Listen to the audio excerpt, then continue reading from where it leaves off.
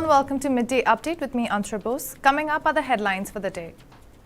Over 90% of Oman's population received one dose of COVID-19 vaccine.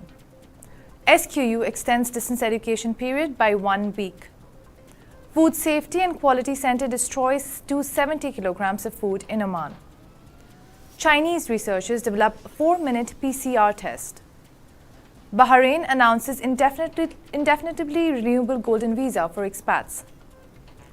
Probe initiated into incident of Alliance air flight taking off from Mumbai without engine cover. Nose defends men's 1,500-meter speed skating title at Beijing 2022. England drops Broad and Anderson from Test squad for series against West Indies. Those are the headlines. We'll take a short commercial break and we'll be back with the local stories. Before that, the COVID-19 updates. Stay tuned and keep watching.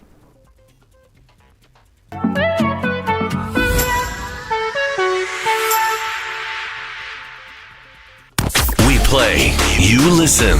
You talk. We listen. You got something to say? We want to hear it. 95.4 in Muscat. And 91 in Salalah. Music, news, views, and everything in between. TFM. TFM. Let's talk.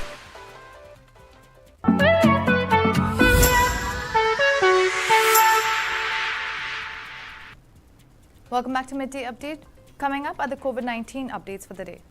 2 new COVID-19 related deaths have been registered in the Sultanate, taking the total death toll because of COVID-19 to 4,190.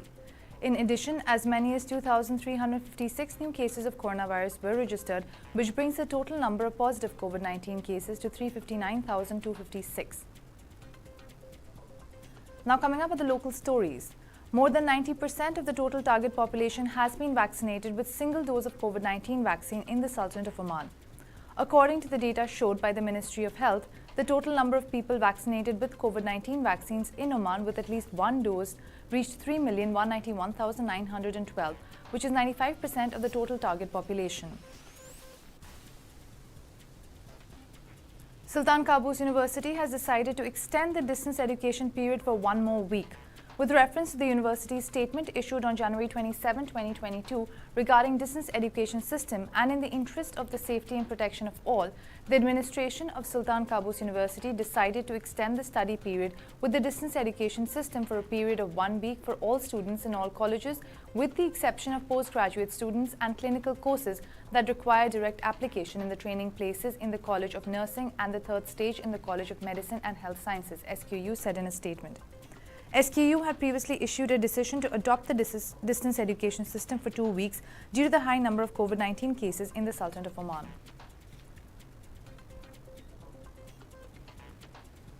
Over 200 kilograms of food has been destroyed by Food Safety and Quality Center FSQC for violating the standard specifications. 270 kilograms of food items were destroyed at the port of Salalah for violating the standard specifications of the explanatory data label and for not having the expiry dates on it, FSQC said in a statement. Those are the local stories. We'll be back after a short break with the international stories and the sports news. Stay tuned.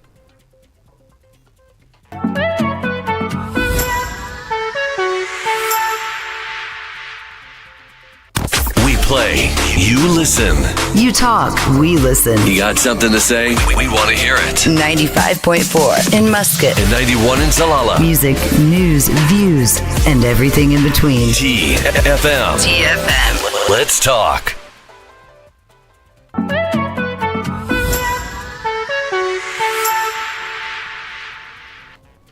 Welcome back to Midday Update. Now for the international stories. Chinese scientists say they have developed a COVID-19 test that can process results as accurately as PCR tests in less than 4 minutes. PCR tests are the most accurate on the market but must be processed in labs, which so far takes a few hours at minimum. When labs are overwhelmed by local surges in infection, processing can last days. Quicker 15-minute rapid antigen tests are less reliable than the PCR alternative. Researchers at Fujian University collected nasal samples from 33 PCR-positive COVID-19 patients, 23 PCR-negative patients, 6 influenza-positive patients, and 25 healthy volunteers. The test accurately processed all cases without error in under 4 minutes, according to a peer-reviewed study. Until now, no technology has been created to properly detect COVID-infected nucleic acids and RNA without using extraction and amplification methods, for which you need a lab environment. The Fudan University research was conducted on a small sample, said Andrew Ching, a professor of economics jointly appointed to the Johns Hopkins Department of Economics and the Bloomberg School of Public Health. If the 100% accuracy were to hold up in a larger test sample, Ching said it could be a game changer. However, he said if the accuracy rate doesn't hold up at a larger scale and becomes similar to that of the antigen test, it won't make a difference.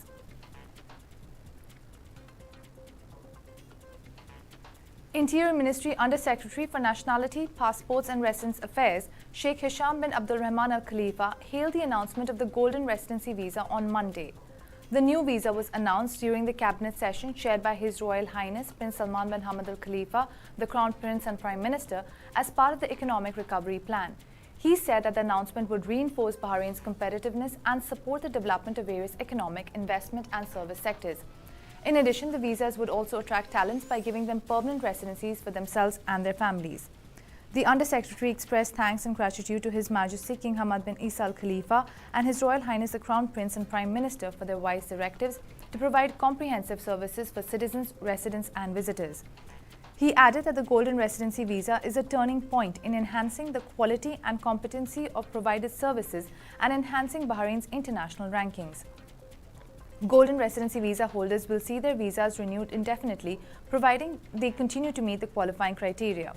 Those in receipt of residency will receive a raft of benefits, including multiple entry and exit from the Kingdom of Bahrain without restrictions, residency for close family members, and the right to work in Bahrain.